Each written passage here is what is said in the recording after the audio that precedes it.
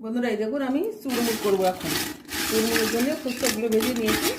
এই চুরমুর করবো, তার জন্য এখানে লাগবে শশা কুচি, পেঁয়াজ কুচি, গন্ধরাজ লেবু, টমেটো কুচি, লঙ্কা কুচি, ধনে পাতা কুচি, আর লাগবে সিদ্ধ করা আলু ছোট ছোট করে কেটে নিয়েছি।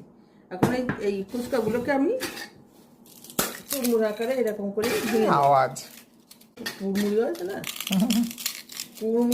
চুরমুর বানাবো বলে কুড়মুড়ি আছে। হ্যাঁ বন্ধুরা এই দেখুন আমি সব ফুচকাগুলো চুরমুর করবো বলে চুরমুর আকারে ভেঙে নিয়েছি।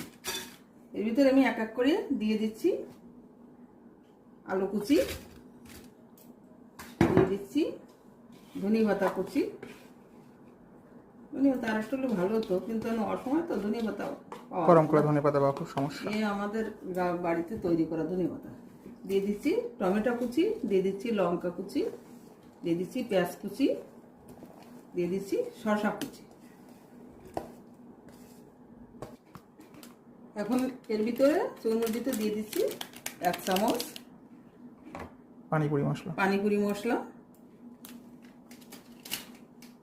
একটুখানি বিট নুন, বেশি দেবো না, অল্প। গন্ধরাজ লেবু রসটা বের করে নিচ্ছি হাত দিয়ে চিপিয়ে। বন্ধুরা এখন হাত দিয়ে আমি ভালো করে মেখে নিচ্ছি।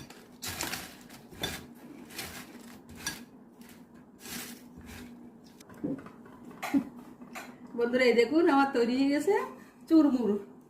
কত সুন্দর দেখাচ্ছে, দেখেছিস? লাল, সবুজ, হলুদ, খুব সুন্দর দেখাচ্ছে, গোলাপি, সুন্দর লাগছে। বন্ধুরা ভিডিওটি কেমন হয়েছে আমাকে কমেন্টে জানাবেন, আর আমার ভিডিওটিতে লাইক শেয়ার করবেন, আর যারা ফেসবুক থেকে দেখছেন তারা পেজটিকে ফলো করবেন। ধন্যবাদ, সবাই ভালো থাকবেন। দেখা হচ্ছে পরের রেসিপিতে।